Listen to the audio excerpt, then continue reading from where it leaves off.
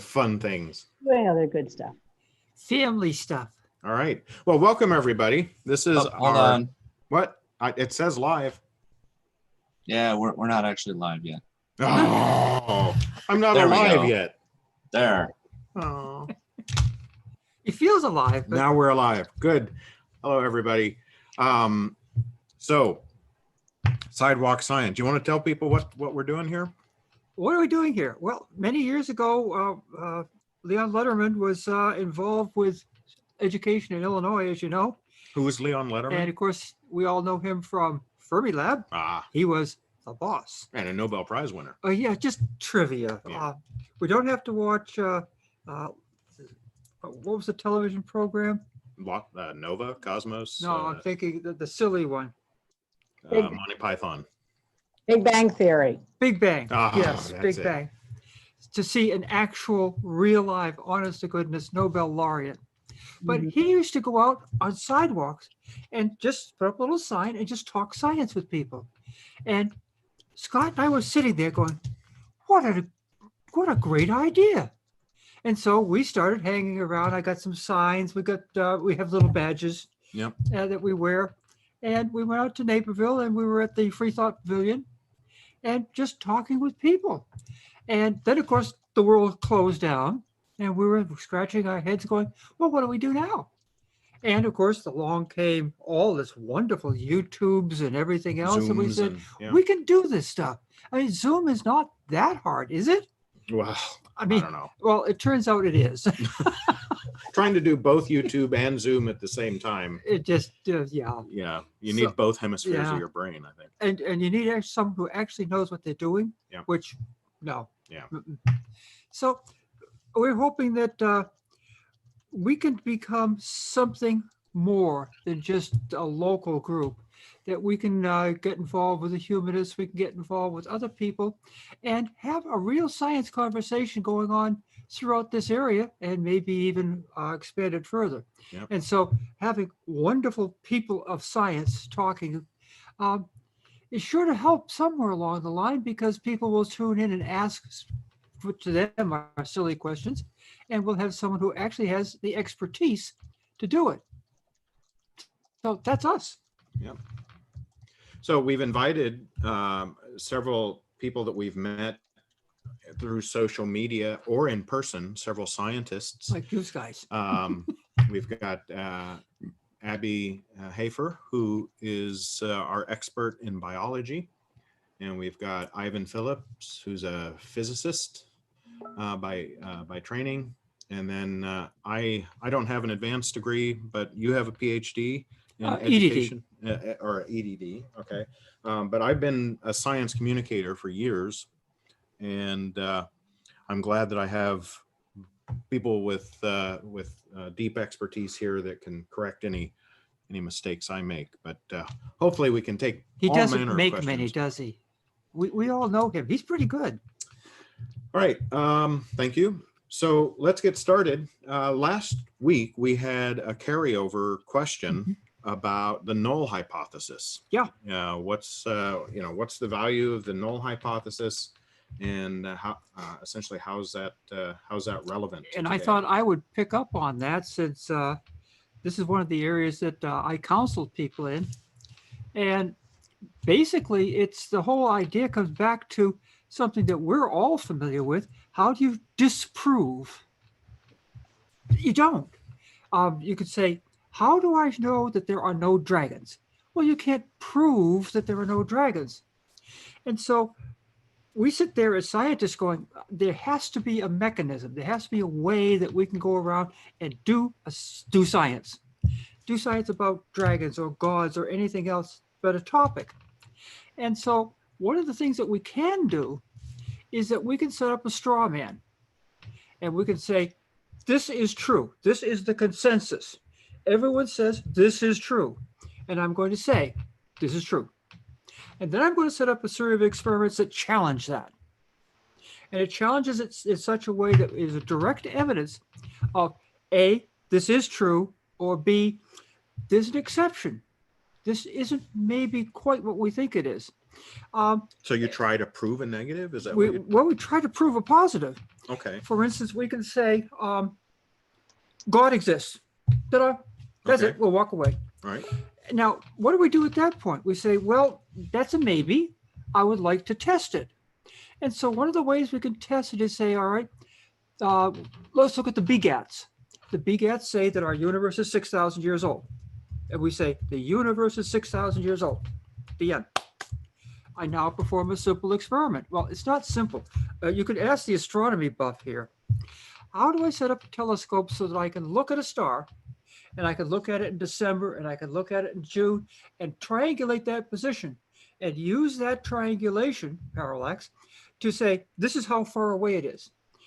If the BGATs are true, then all stars will be between 5 and 7 5 million to 7 million light years away, all of them. There'll be none further than 7, none closer than 5.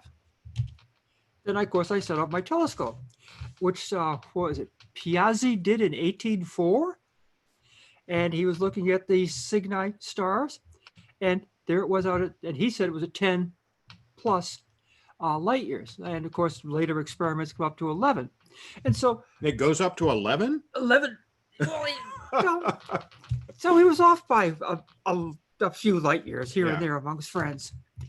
Well, what happens at that point? If I'm looking at a lot of stars and I see some at 4 light years and some at 10,000 or 11,000 light years, I'm seeing a spread of stars. It's not 5 to 7,000 light years. It's a huge range. And there are stars so far out that my triangulation method doesn't work at all. I can't see those very, very small angles. So I'm going to come to the conclusion that in this particular case, it looks like the null hypothesis is not supported. And that's as far as I can go. I can't say it's wrong. I can't say that this is completely wrong. What I can say is my evidence shows that this is true, and that obviates the other conclusion. And so the null hypothesis is really a tool that we use. We set it up and we quiz doctoral students very, very strictly on this. Now, what happens in the real world? Do we pursue the null hypothesis in the real world? Not really. It's there. We understand it. We got through it once and we don't have to do it again. So it sounded like Abby had a comment on what you were. No, I just was asking, so restate what your null hypothesis was, just so that people listening who just heard that wonderful discussion about triangulation can get in on it. Oh, when it comes down to triangulation, what we're saying is, according to Bishop Usher, the universe is 6,000 years old. Mhm. So light can only have traveled 6,000 years. So the furthest away we can see is 6,000 light years. And everything had to have been created at that point. Everything. Right. So we look and we go, no, it's not true. There are stars that are just 4 light years away. There are stars that we can readily see that are 12, 15,000 light years or 15 million or whatever. And so we get to the point of saying, well, that can't be true. So the null hypothesis then is that if the BGATs are correct, if Bishop Usher was correct, then we should only see stars within this range. Yes, we should see stars that are 6,000 to 7,000 years old. Yes. And we don't. Right. And so- nothing older. And nothing older. Right. Which we do. We see them much younger and much older. And of Yeah. course, now with modern techniques, we see 13.82 billion Wow. light years. I have some comments on the null hypothesis. That in most research literature, it comes up where you're asking yourself, you go into a lab, you do an experiment, and you believe there may be an effect, and you want to know, is there really an effect, or was this just luck? And so what the null hypothesis does is it says, assuming I have normal statistics, what is the probability that I would get this result by chance? Ivan, when you say normal statistics, do you mean formally normal, like the bell curve normal? Yes. So in order to make a statement about the null hypothesis, you need to know something about the statistics you expect to see by chance. Okay. And this gets into the topic of p-values in experiments, where people have historically said, this is worth publishing if the chances of me getting this result by, at random are 1 in 20. So And that's the kind of thing they use when announcing big discoveries like about particle physics, if I'm correct. They look for enough data that the chances of that data being due to random fluctuations is, I don't know the exact number, but it's something like, 1% or less. It's highly unlikely. well, at Fermilab, it's more likely to be 1 in a million. Wow. Yeah. Okay. Right? Yeah, There's five many orders sigma. of magnitude, because we have the luxury of very big statistics. But one of the problems with the null hypothesis, with using that standard, is that it's based on only the likelihood of getting that result. It doesn't take into account your prior probabilities, right? So if this result is highly improbable based on all the experiments you've done so far, you can't just do the experiment again and say, well, the chances of me getting this result are 1 in 20 if it was at random, so I'm able to publish this. In other words, if I say, there was a famous experiment about psychic ability that was done and they followed the statistics, and it had an acceptable p-value for publication. But when you use the null hypothesis in that way, you only care about the likelihood. You're sort of only looking at your own experiment and not any of the data or what you know about physics outside of that. Mm. And so if you just compare against that null hypothesis, you can easily make a mistake and publish something that's not true. Because, for example, if you keep running the experiment and you don't have a clear way of deciding, okay, these are just test runs and this is my real data, then effectively it's like you've run the experiment 20 times. And then when by chance your experiment shows a positive result, then you publish that data, right? Sort of a confirmation bias then, huh? Yeah, it's called p-hacking. Yes. And it's frequently done accidentally. There's another famous paper that talks about ways that experimentalists can inadvertently decide when to start taking real data, how to exclude data, how to create conditions, and they can accidentally break this p-value standard by doing this, even unintentionally. So that's something to be aware of. Oh, yes, very much so. That's why I tried to couch it in more general terms, saying essentially we want to start with what everyone believes within that field and say that's true. And rather than trying to go into all the pre-statistics and the post-statistics and confuse everyone, start from, essentially we're trying to start from the position of we all think that this is true. There's some outliers, yeah, but we think in general this is true. And now I'm going to propose looking at it from a different angle and coming up with results. Now, if my results agree with the hypothesis, then I can say I've supported the hypothesis. And everyone goes, and? Of course, the fun part comes when you go, I'm going to disagree, and here's my data. And please duplicate my stuff. Will you please replicate it? Because otherwise it's invalid. I need help here. And that I think is one of the big problems, that we don't replicate. And of course, in the colleges and other educational systems, they don't want to do replication studies. They consider it to be a waste of time.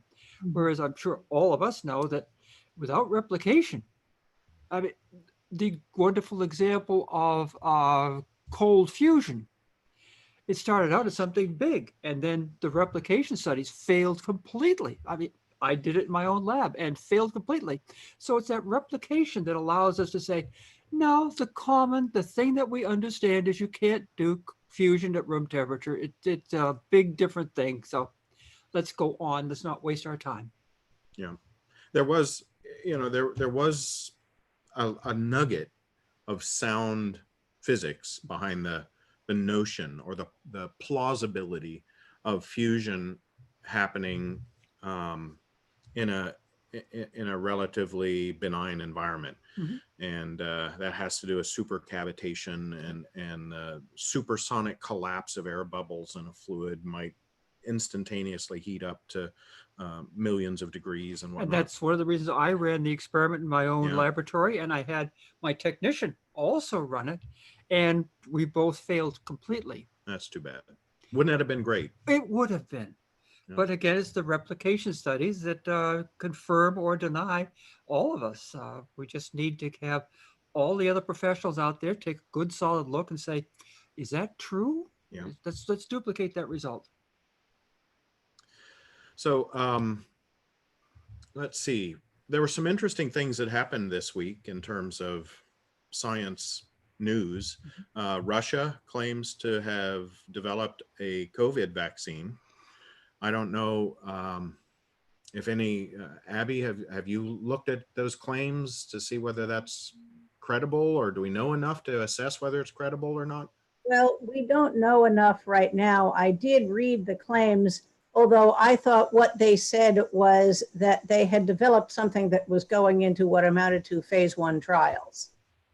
Mhm. You know, that that's not quite so important.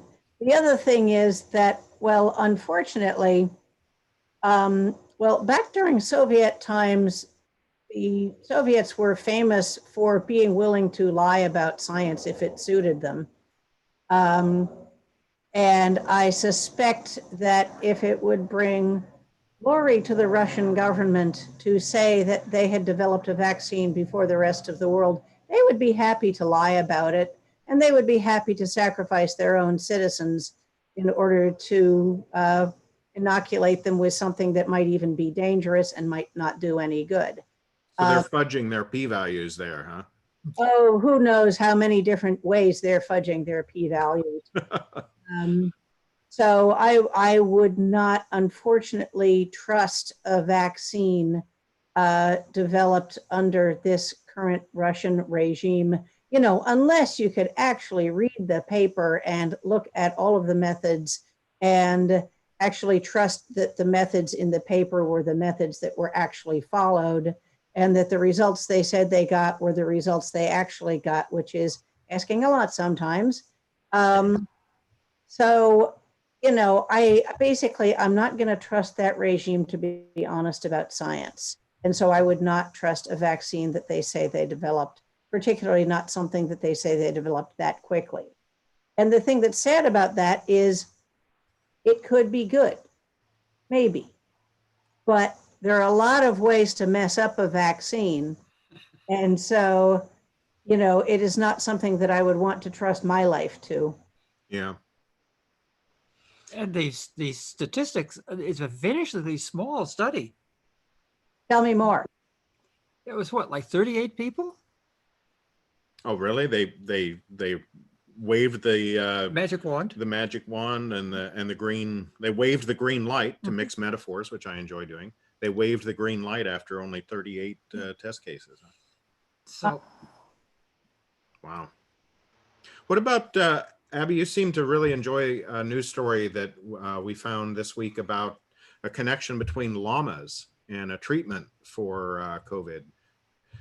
Okay, yeah, this one is a little bit outside of my field, this getting way down into sort of biochemistry almost. But that basically, in addition to the immune particles that most people have heard of, which are called antibodies. And you can think of antibodies as like these little aggressive, specific robots that they're proteins is what they are, that our immune systems can launch that are very specific for a specific disease-causing microbe, a specific pathogen. So antibodies are very specific, but they are fairly cheap for our bodies to make. But this is a part of our specific immune system that takes a while to get rolling, basically. But it turns out that there are some animals, including llamas, that don't just have antibodies, they have things called nanobodies, which are even smaller than antibodies, but I gather kind of work in a similar sort of way. And so this one lab had come up with what amounted to an inhaler that could neutralize any SARS-CoV-2 viruses that it found courtesy of these nanobodies. So basically, it was a really cool concept. You know, it's a long way from a really good concept to something that they're going to have on the market that lots of people can use and that will save lots of people. But it was a really, really interesting idea. It would not be a vaccine, but it would be a treatment that might be very effective. But, you know, it's still going to be a few years down the pike before we actually see something we can use. Well, actually, I don't know if it's years. Let us say sometime down the before we get something we can use. But it's an interesting other way of looking at this virus. Yeah, as I said, basically a treatment rather than a vaccine, but something that could be really, really useful. You know, if somebody has the disease and they can, you know, do this inhalation thing, it might beat it down a great deal to the point where they survive it a lot better. Yeah. Do you think that means that we should all, in addition to having pet dogs and cats, that we should start living with llamas too? Could we get vicariously? Could we get those nanobodies just by being around a llama? No, you need to make your own. Okay. I mean, I still think I personally just love llamas. So, I mean, if you want to get a pet llama, I'm not going to discourage you. Yeah. You know, when I was talking about quantum mechanics a few years ago to a general audience and talking about the value of the mathematics for quantum mechanics that involves something called imaginary numbers and complex numbers, it occurred to me that those terms could really be off-putting to people. So we came up, my husband Dave, who's monitoring all of this upstairs, he's the man upstairs right now. Yeah. We came up with the idea of yam and llama numbers. Mm-hmm. So instead of real and imaginary numbers, There were yams and llamas. Yams and llamas. So we talked about llama numbers, which is just a whole different way of doing arithmetic. And everybody knows that llamas are cute and cuddly. Well, except when they spit. They're camels. They spit. Yeah. But anyway, so sometimes the nomenclature that scientists use can be off-putting, like imaginary numbers having some real relevance to our real universe seems Well, it's like the discussion we just had with Ivan talking about the null hypothesis. And this is something which appears on the surface to be relatively simple. And then you get involved, as Ivan pointed out. We do that. That's part of how we live. We look at all this stuff in detail and we confuse the heck out of everyone else. We know what we're talking about.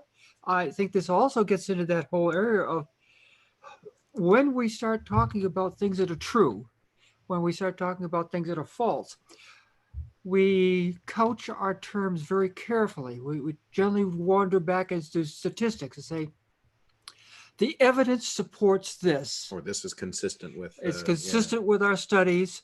It has been shown that. Right. So we never really come up and say, yeah, that's right. We always hedge our bets. And I think this is confusing to the average person. We understand what we're talking about. There's no such thing as 100% surety. You're wandering along through life and all of a sudden a black swan comes overhead and you go, oh, that ruined that one, didn't it? Yeah, in science, all facts are provisional. Even the most well-established facts, when we say they're provisional, we don't mean we expect that they will be invalidated.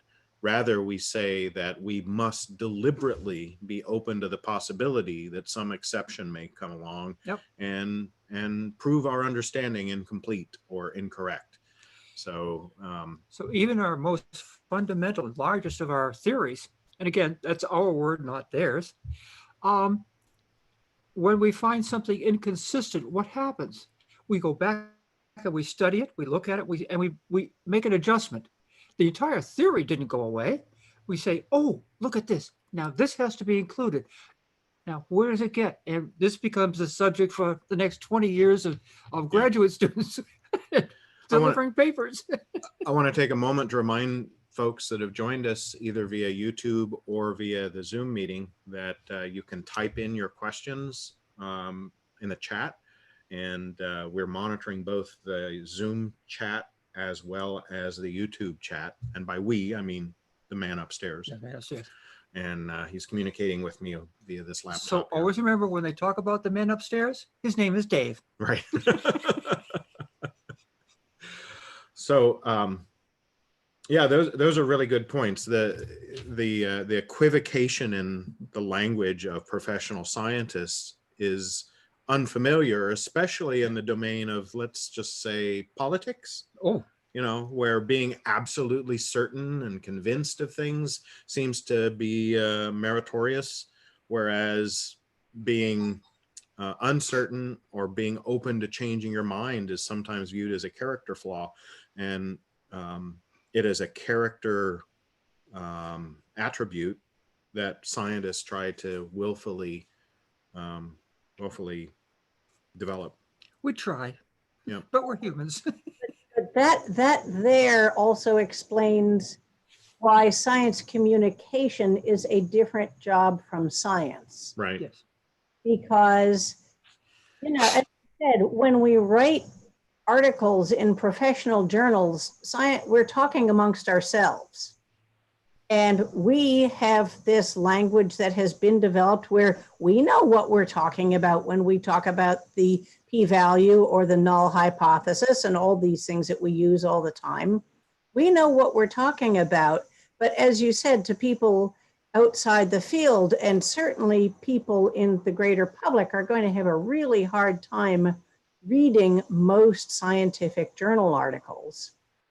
And this is, even if they're really cool and they have really interesting things, this is where science, not just journalists, but science communicators come in, because they can read the journal articles and then figure out how to translate it into English. Right. So that other people can understand it. But also sometimes the challenge is explaining what's cool about it. Yeah. Why is this exciting anyway? Because it frequently is, but it takes a little bit of explaining for other people to understand why.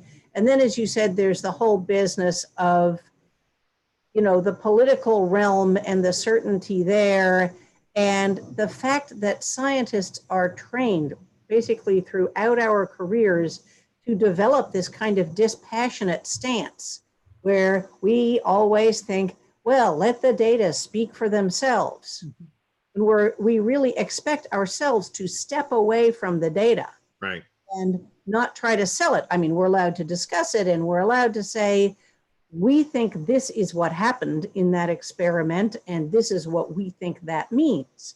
But then you kind of have to step away and let other people have their say, and you try not to care that much, because in the name of science, you shouldn't care too much about whether you're right or not. You want human knowledge to increase. But the problem there is that does not translate well in the political realm. Right. You have to be willing to communicate in sound bites and talking points, and give, you know, 5 talking points for why climate change is real, to use kind of an obvious example, or 5 talking points for why you should wear a mask during a pandemic of a respiratory virus. Yeah. Um, Or why men and women and people of all races and gender identities, how all human beings have a set of common competencies and characteristics that that really make it inappropriate to judge people based upon their pigment or their plumbing. One of the things that I deal with occasionally is how can science help us address normative questions about what we could do or should do. Yes.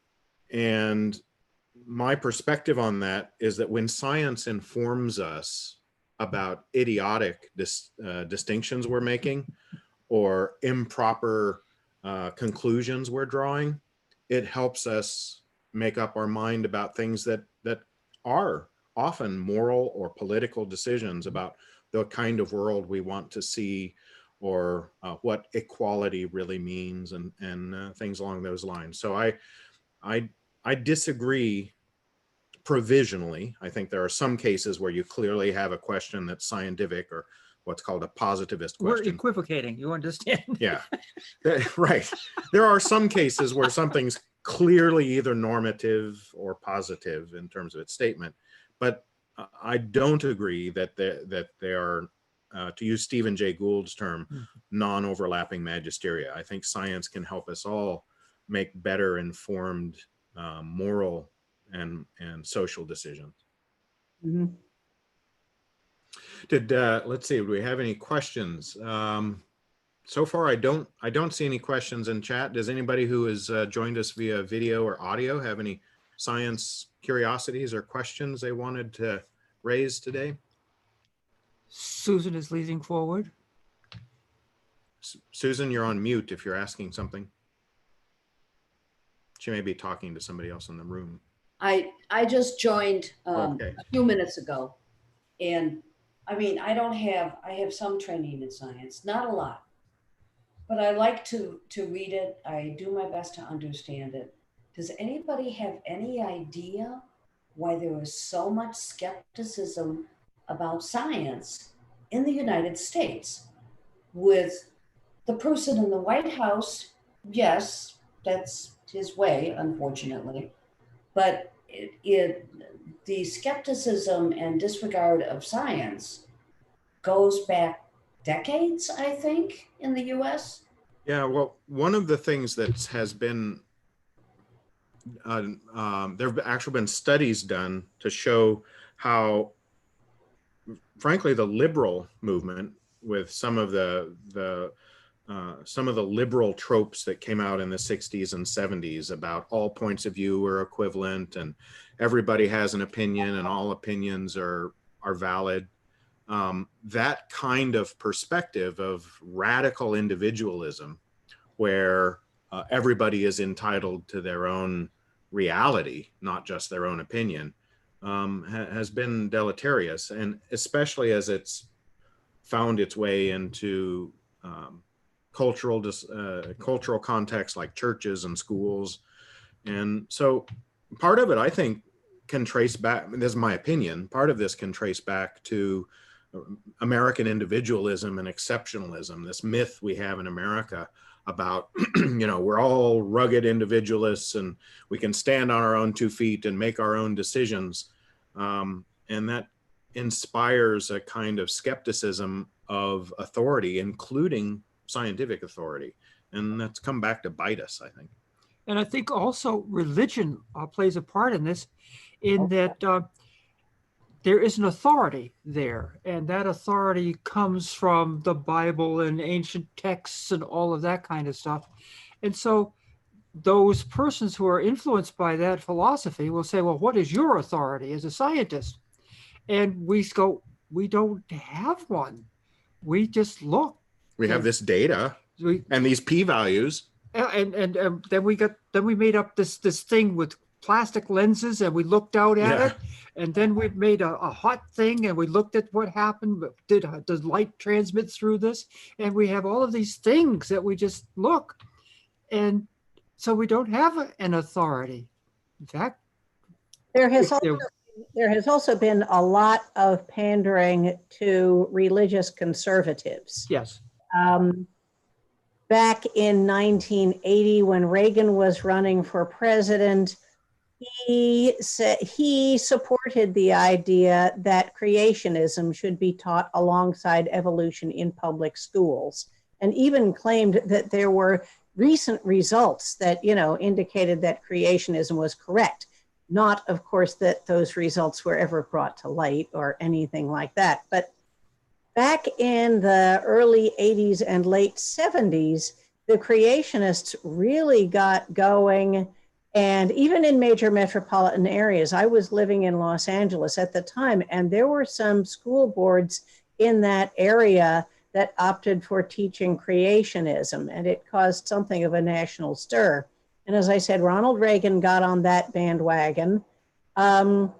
And basically, it was discovered that there was sort of a rich willingness to support anti-science politically. And so political candidates who ran against evolution, unfortunately, tended to do rather well and got lots of campaign donations and lots of votes. And then, unfortunately, climate science has been far too vulnerable that way because, of course, the fossil fuel industry is very wealthy and hates climate science. So undermining of science in general has been a winning strategy for about 40 years for a lot of people. Yeah. One of the things I remember, I don't know if you wrote about this in your book, Abby, about Darwin's apostles, but if I'm remembering correctly, around the turn of the 20th century, both presidential candidates, and I don't remember if it was Bryant and Teddy Roosevelt or exactly who it was, but around the turn of the century, both presidential candidates came out in support of Darwin's theory of natural selection and evolution. And it was not viewed as a particularly controversial topic then.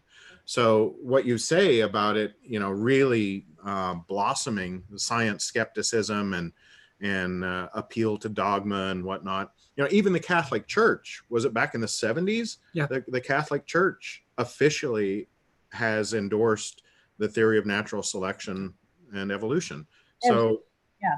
There may be many Catholics that did not realize that, but the Catholic Church accepted evolution quite a while ago. And as you said, you know, I couldn't off the top of my head give you an exact timeline, but, you know, after the initial pushback in the, you know, 1860s, you know, evolution by natural selection was pretty well accepted.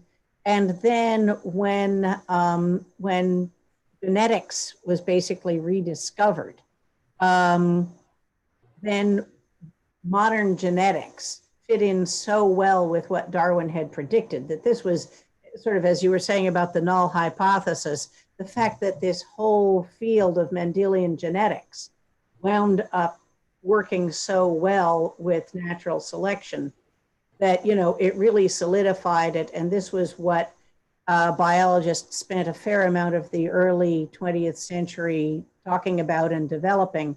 And it went really well. And the Scopes trial in 1925 was, you know, kind of an anomaly.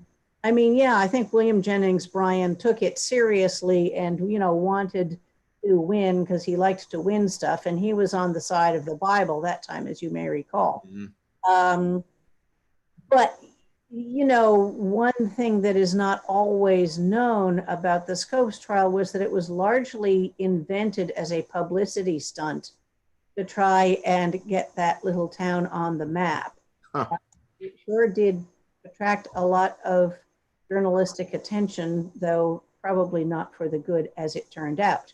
But the point is that even though our side officially lost, it basically, the opponents to accepting evolution wound up looking so foolish that they stopped talking about it very much, to the point where, you know, when I was in college, it was just assumed that everyone accepted evolution, maybe there were a few people out in the hills of Appalachia somewhere who didn't, but, not enough to really worry about. So it was, and that was in the 70s. And I was going to college in Pennsylvania. So, imagine my complete shock when in the early 80s in Los Angeles, there were school systems that were opting to teach this thing called creationism, which at the time billed itself, I don't know if you remember this, as scientific creationism, where they tried to put sort of a scientific sheen on it, saying, oh, this isn't like the old Bible thumpers from the Scopes trial. We're really scientific about this, which of course they weren't. But that was what they called themselves. And then, of course, when creationism was declared by the Supreme Court to just be another kind of religion, and therefore not something that could be taught in American public schools, remarkably, the very same year in 1987, the promoters of creationism discovered intelligent design.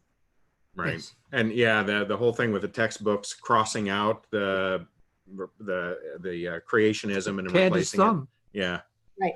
They had textbooks already being developed, and they had been hoping, of course, that they could reach a national market and that they could sell their textbooks to public school systems coast to coast.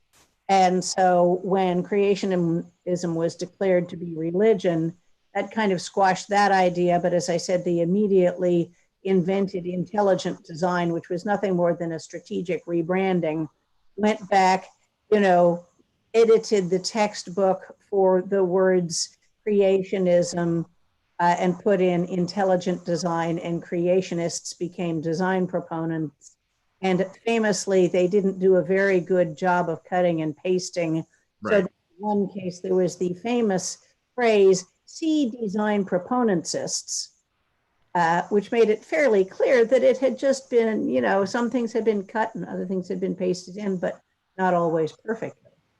And Mary, who's joined us on our Zoom call, said that conservative evangelical values also quash acceptance of secular science. So the conservative evangelical values, that gets back to religion again. And this, going back to Stephen Jay Gould and his non-overlapping magisteria, he famously proposed that questions about religion and questions about science were non-overlapping. Yeah, they're this way. Completely different realms. And Except they're not. yeah, I disagree with him. He was a great science communicator, and I really appreciate the fact that he was trying to walk the line to try and please the broadest audience possible. But And thereby alienated both. yeah. One of the things that this brought to mind, I want to pull Ivan into the conversation here with a remembrance of mine from junior high school. I picked up a book on relativity theory, and I opened the book, and a student had, or somebody, I guess it could have been a teacher, or a parent, but somebody had written, those first few pages of a book that are blank. Mm-hmm. Somebody had written on one of those pages that Einstein's relativity is just a theory. It's just one man's idea, and that you shouldn't necessarily accept this. You should do your own thinking about it. And this was back in the late 70s when I was in junior high. And so I want to ask Ivan, evolution is a great example of where a conflict between what people wishes were true or wish were true, and perhaps even what a religion says versus what science says, has led to a big conflict. Ivan, not to put you on the spot, but can you think of examples where fundamental physics has made discoveries that you think or might have put people on edge regarding their beliefs or preconceptions?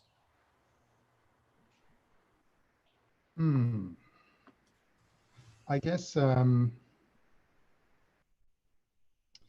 you might talk about the age of the universe as one of those things.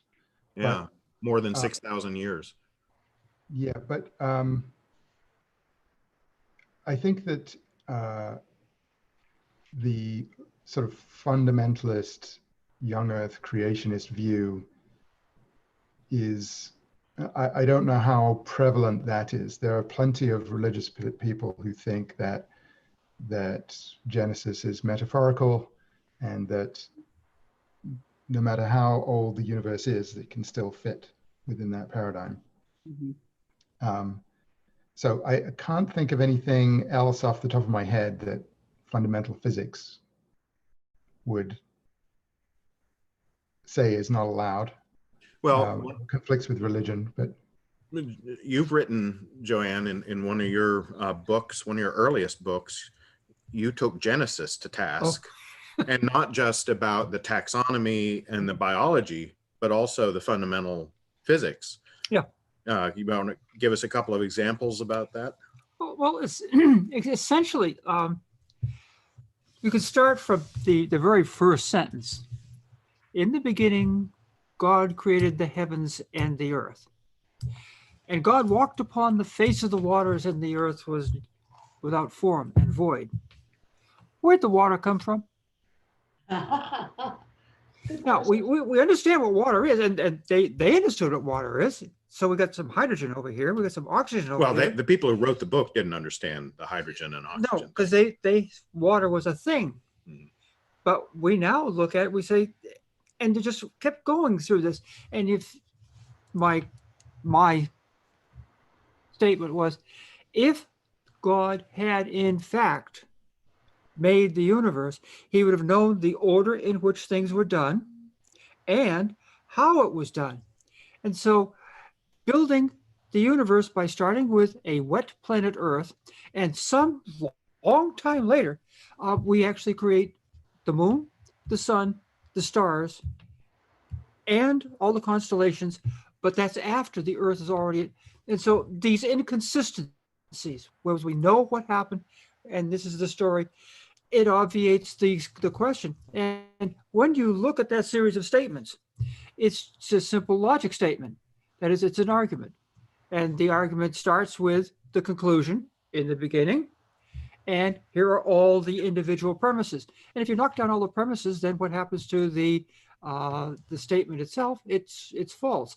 And so that was an early text of mine. And I just went through every single part of it, all 20 verses or so, and just knocked it.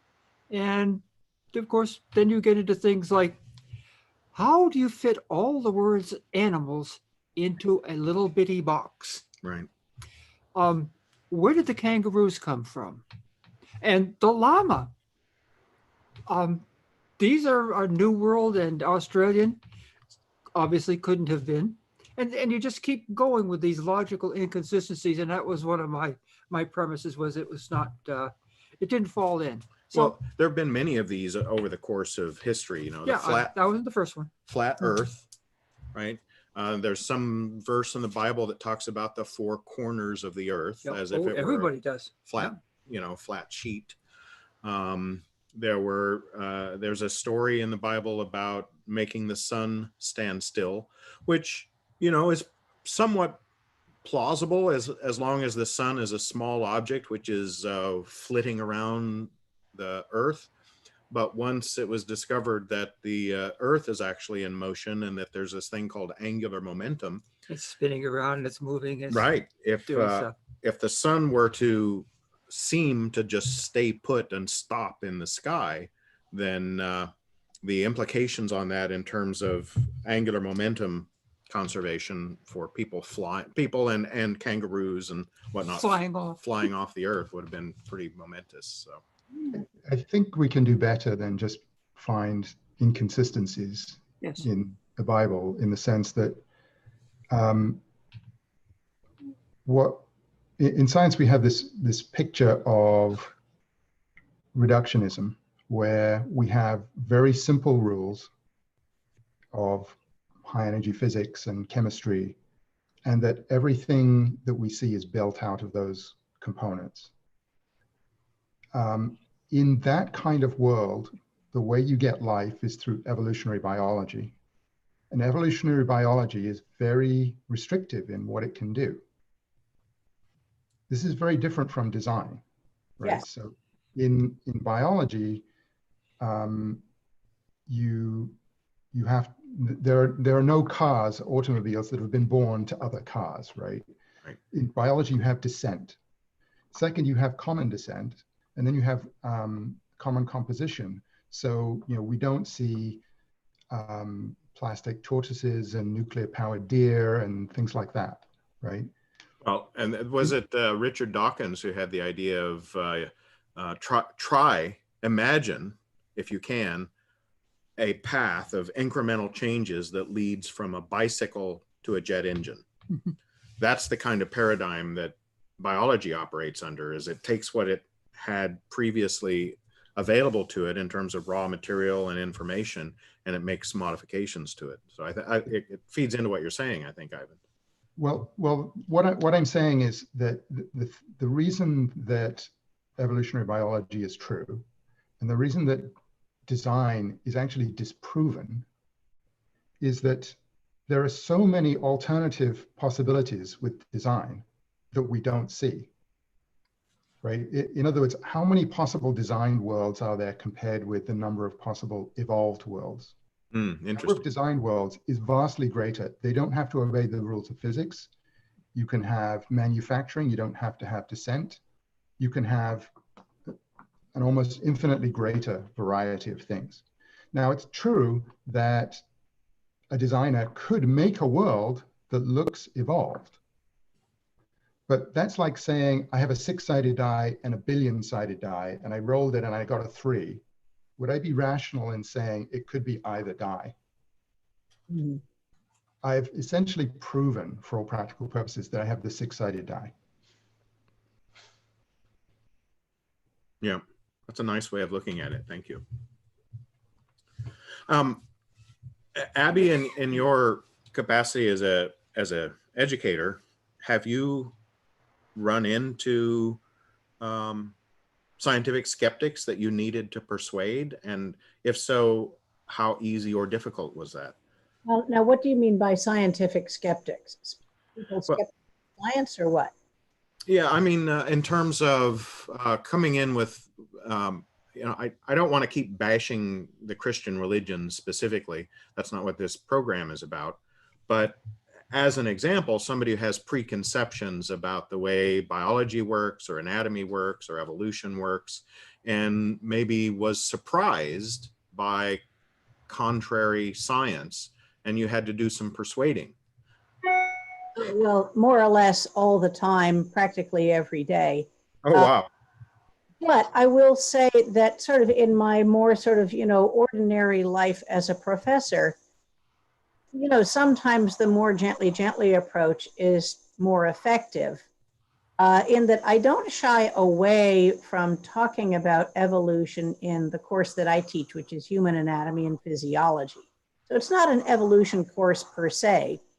But, I point out that the cell membrane comes about because that's the way phospholipids behave, that there's nothing remarkable or magic or this kind of thing. That's just what phospholipids do. They make membranes. Put them in water, they make membranes. And there are lots of other things. If somebody asks, what does the appendix do? I say, it's stupid. Much nicer. I can say it's an it's a vestigial organ. It's a product of evolution, and evolution doesn't always work real well. It does not give us optimal design, as Ivan was saying. It gives us whatever we've got that gets us to the next generation. And there are lots of things in the body that are like that, and I could start naming them, but I'd take up the rest of the time. But as I said, sometimes a gentle approach has also worked well, where, every now and then a student will come up with me and he'd say something like, well, I heard you talking about evolution, but it's like, but what about the Bible and this kind of thing? And I draw a distinction there with literalism, where I say, well, if you believe that every word of the Bible is literally true, then you have a problem with evolution. Right. But if you believe that every word of the Bible is literally true, you also have much bigger problems than evolution, because you literally believe that the world has four corners. That's what it says in the Bible. Right. And slavery is okay, and so on and so on. All kinds of stuff. And so, I basically say, if you want to be a literalist, yeah, then you've got problems with evolution. If you don't want to be a literalist, then, don't lose sleep over it. Basically. Yeah. And, The that's the way to go. And certainly with a student, I do not want to be cutting up a student, though I will certainly say that evolution is true, and that's all there is to it as far as this course is concerned. Right. Yeah, go ahead. We don't want to say that we're knocking religion. It's just that religion presents itself as such a lovely target. There are so many prejudices out there that people will be aligned in one direction or another that doesn't really seem to make sense to the scientist, to the researcher, to the person who is interested in the facts, the evidence, and where it leads us. And so it's just that it's a wonderful whipping horse. Well, and as you said, it presents itself as a whipping horse, and, kind of gets in our faces about why they think we're wrong. And so not surprisingly, we say we're right when we have the facts on our side. One thing you were talking about earlier with morality, where I think this is where science really does inform moral decisions, is in stuff having to do with what's called the gender binary. Is someone male or female? What is a person's sexual orientation? All of this kind of thing, because there is this whole field of religious thinking called natural law. Yes. And it's a moral framework, basically, that is based on the idea that certain behaviors are natural and therefore good. And this will include, rigid gender separation and rigid gender roles and things like that. And, a biologist like me takes one look at that and says, you call that natural? Yeah. Allow me to tell you about zoology. And I have done this, and I've gone into, here's this animal that has 7 sexes. And here is all of this gay behavior amongst primates. And here are lesbian albatrosses. And and the list goes on endlessly. Here are fish that change sex. I mean, transsexual fish are actually common. It's a fairly standard life strategy. Do they all use the same bathroom, though? That's what I want to know. They do, yeah. Okay. But anyway, so, you can have a lot of fun with this in a very instructive way. You can just totally crush the idea that there is a rigid gender binary in nature, or that there is a rigid natural way of sexual expression, which is the only correct one, and all of that kind of thing. Because if you look at the natural world, really anything goes. Yes. And you can use that to inform moral positions, because, well, if you're saying, and you don't even have to agree with the idea that if something is natural, that makes it good. The natural law people are arguing, this is what's natural. Gay people are unnatural and therefore bad. So it's okay if we can make laws against them. You can say, well, actually, gay people are perfectly natural. Allow me to show you several dozen examples from nature. Yeah. Then that, I think in many cases that can help with people's moral reasoning. If they realize that what they thought was unnatural, you can have a completely separate argument about whether natural equates with good. And I'm going to argue that it doesn't. Right. Yeah. Flying in airplanes is not natural. Lots of things are not natural. People living to 90 is not natural. But that doesn't, anyway, as I said, that's a separate argument. But if people are going to argue that natural is good and that's why gay people are bad, that's a really easy one for a zoologist to just crush, really. Yeah. Well, we have a wonderful example here in Chicago of two male penguins who are bonded. They're just together all the time. We presented them finally with an egg. They have raised the chick. It's just doing super well. They are wonderful parents, and the chick is surviving. And this is how it works. They're lovely, loving parents. And every once in a while, they let them loose and they wander around inside and have a grand time looking at the whales. And Yeah, let's see. Do we have any other questions? Many of you have been online for the past hour or so, and I just want to make sure that everybody has the opportunity to ask a question. You can either type it into chat if you don't feel like speaking up, literally, or you can go ahead and unmute yourself and ask a question. we're easy. Yeah. I know that I've heard this about you. It's true. Ask Phyllis. We're chuckling over here because the dog has just arrived and it's peering over the couch. And so we got two ears and a set of eyes, and it's just looking. Kilroy was here, Kilroy. kind of, right? And it's going, "Are you done yet?" You know, one of the things that I think it was Abby, but maybe it was Ivan. I'm sorry, I don't remember which of you said this early when we were talking about the necessity of conveying some of the awe and wonder of nature when we're doing science communicating, and couple that with the idea of gentleness. Whenever you engage in an argument with somebody, as soon as it becomes heated or passionate, your chances of making headway with the particular person, with your interlocutor, are pretty low to zero. So I also am a big fan of the gentle approach. For me, the exemplar of that was Carl Sagan. I've been able in this digital age to dig up lots of videos of Carl giving public lectures, and he would sometimes get some of these questions. He talked about fractured pottery. He had a file cabinet labeled fractured pottery, or fractured ceramics, something like that. And it was about crackpots that I'd written in. And sometimes he would get crackpot questions or religiously grounded questions in some of his public lectures. And I was really impressed with the fact that every time I've seen him respond to that in the videos, he responded in a gentle way, and in a way that used sort of the Socratic method, like, well, what do you think? What do you think it would look like if this were true, kind of thing. Yep.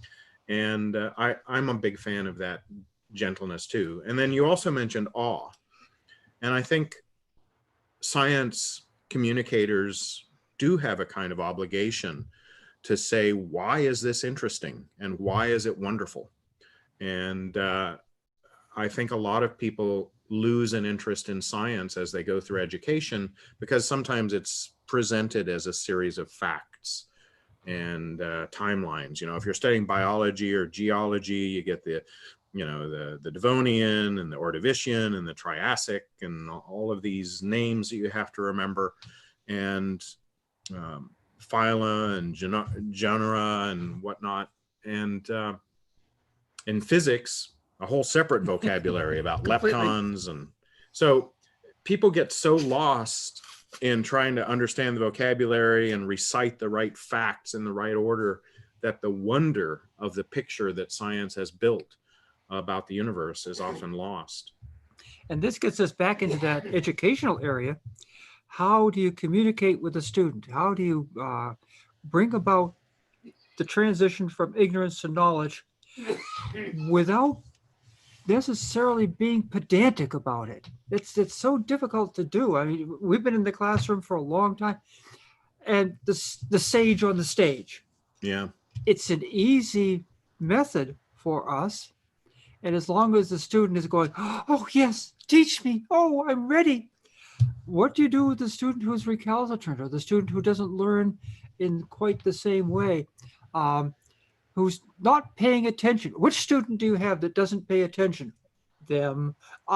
Yeah, I remember a conversation I had with a science teacher once, and this teacher, this was outside of the classroom. This was just an informal conversation, and this science teacher told me that rock is turned into dirt at a rate of about 1 inch of dirt per 10,000 years. So you generate about an inch of dirt every 10,000 years from rock. And my response to that was, I quickly ran through in my head the examples of 10,000 years worth of time have buried ancient civilizations and changed the course of rivers and done really dramatic things in 10,000 years, not to mention the ice ages. Think of where Niagara Falls was 10,000 years Right. ago. So, so my response to this science teacher was, that doesn't sound right to me. And the science teacher immediately lost his cool and said, well, I'm the expert. I've studied this stuff.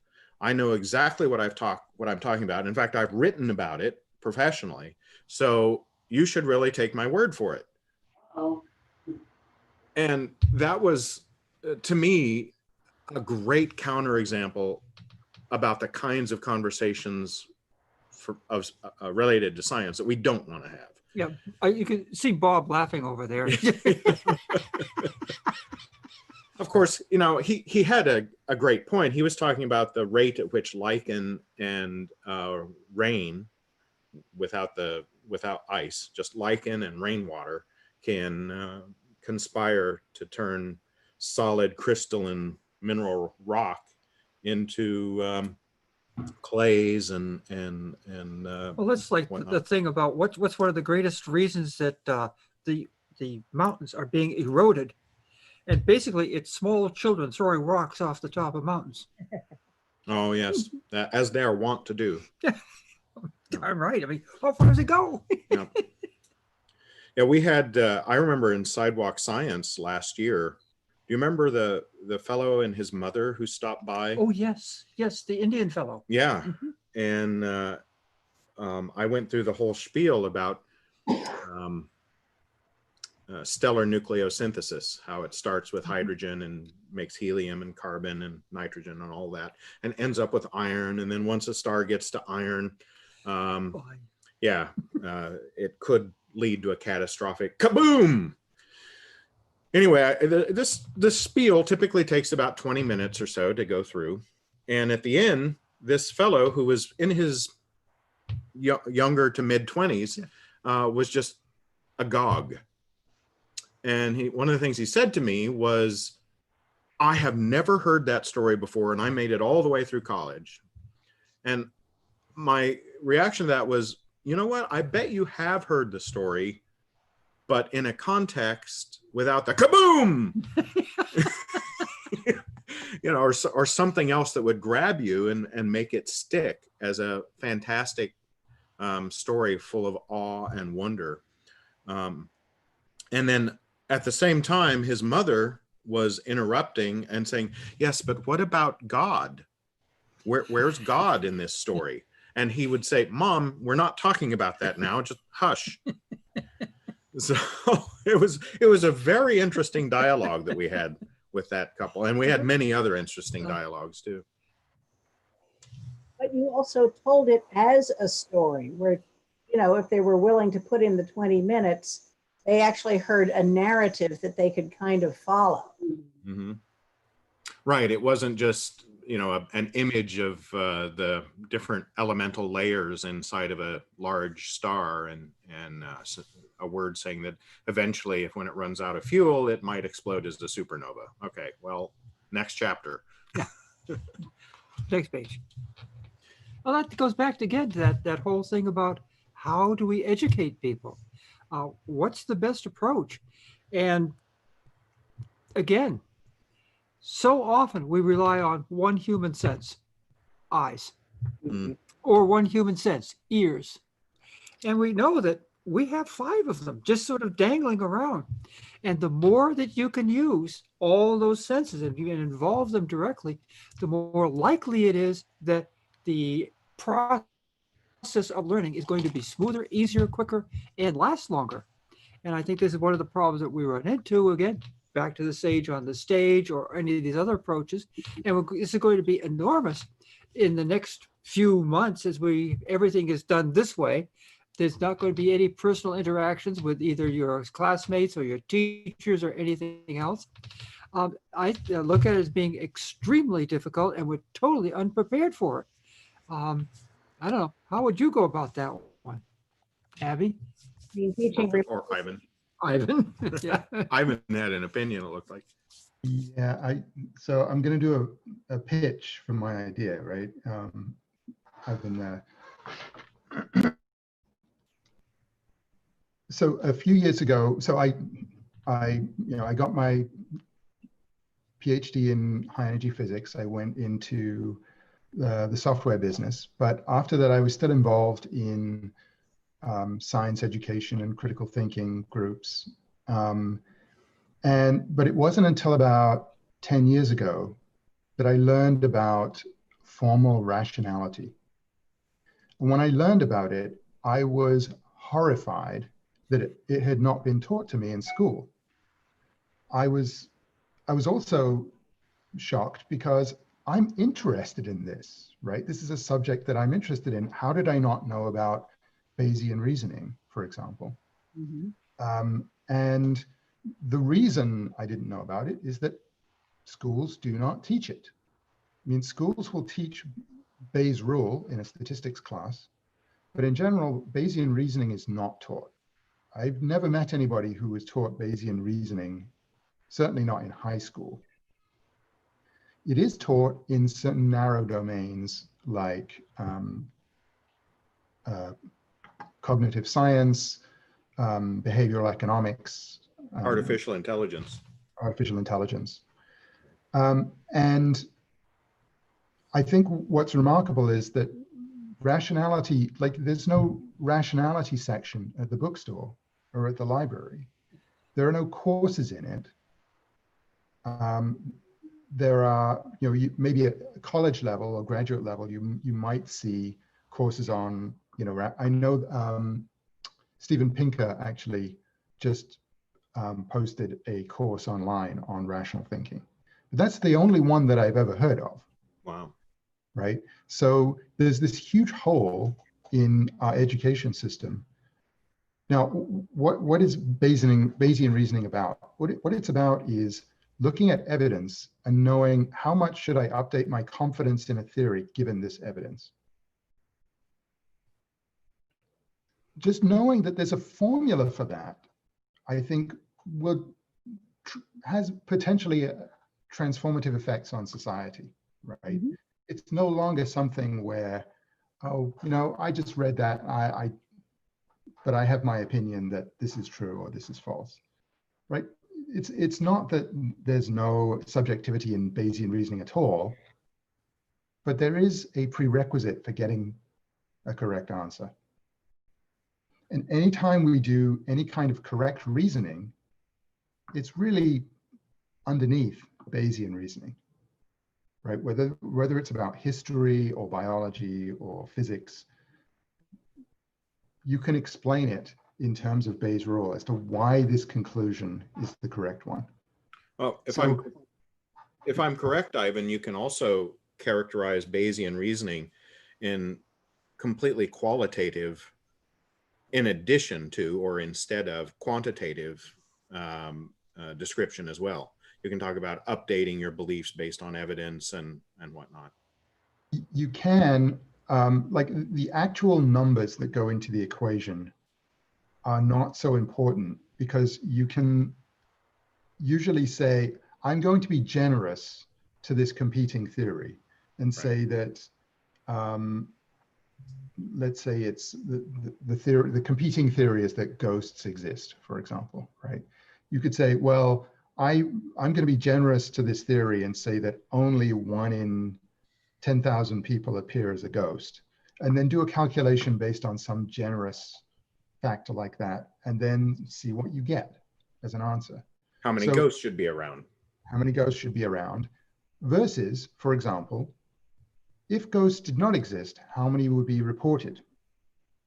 because that's the number that they're competing against, right? And if you look at the world in a Bayesian fashion, it tells you automatically what I need to look for in the evidence in order to believe this theory.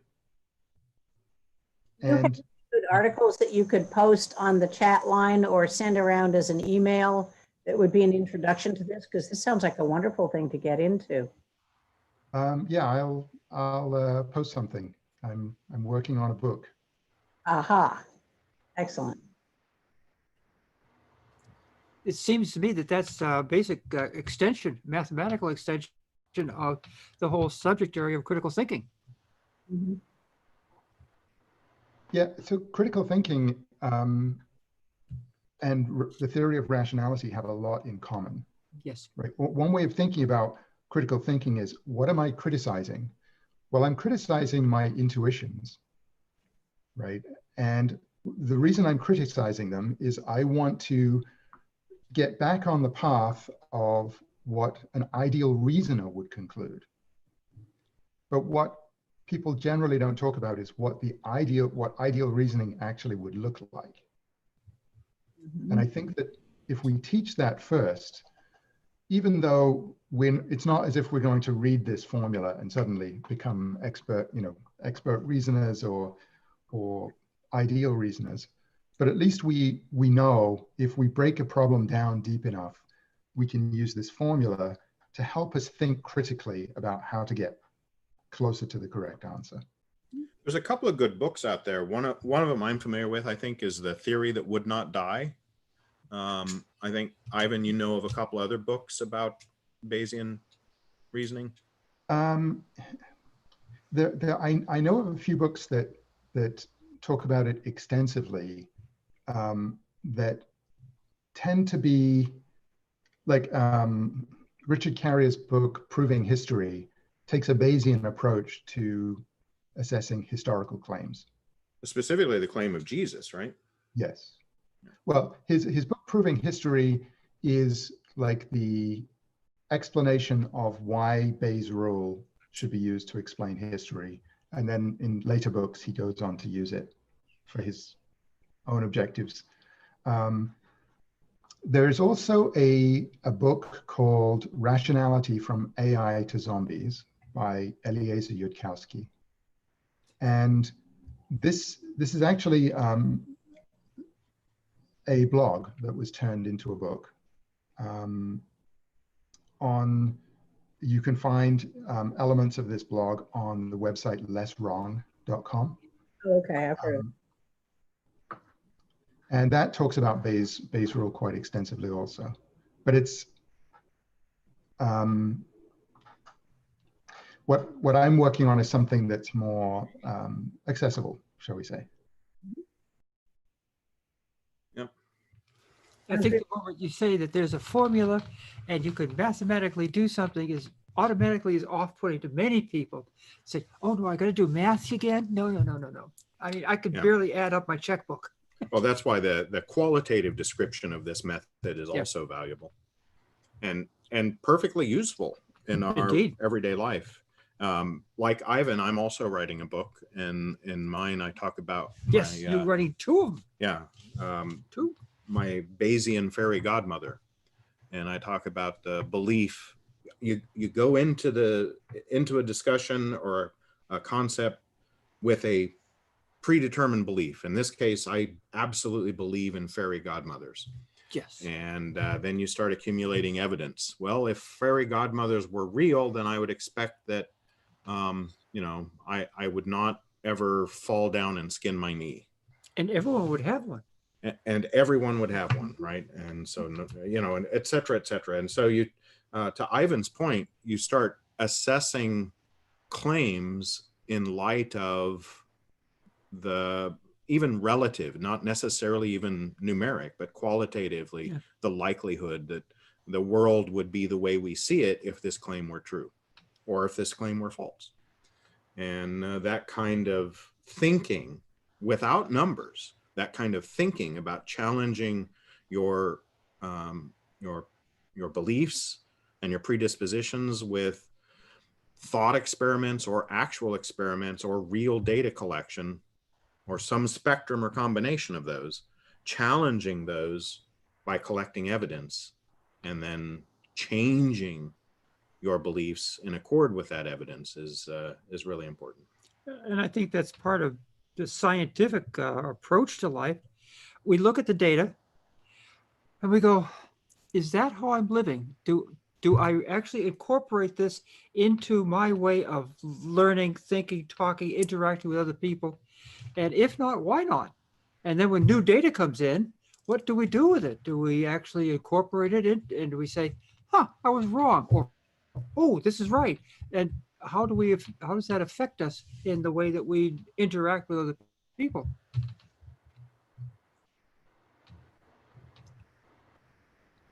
Yeah.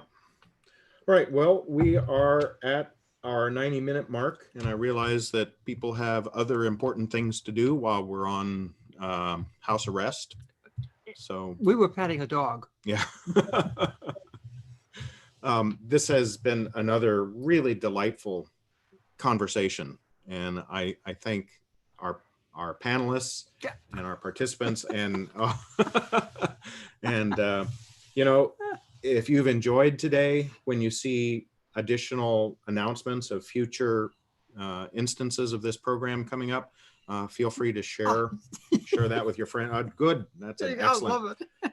It's now safe to call those brontosauruses again, if I remember correctly. But that's a specific one. Yeah. It's a zero gravity detector. This is what they took up on the SpaceX Dragonfly. Yeah, yes, is it? That's right. Wow, Yeah. that's And fantastic. it was floating around. So we will we'll do this again soon. And 2 weeks? Yeah, I'll try to do it in 2 weeks, assuming everybody else is available. What else are we doing, right? Talking about science. Exactly. And so it was wonderful to see you all again. Have a wonderful couple of weeks, and we'll talk then. Take care. Stay safe. Bye, all. Okay, bye. Thanks. Bye-bye. Thank you. Bye. Bye-bye.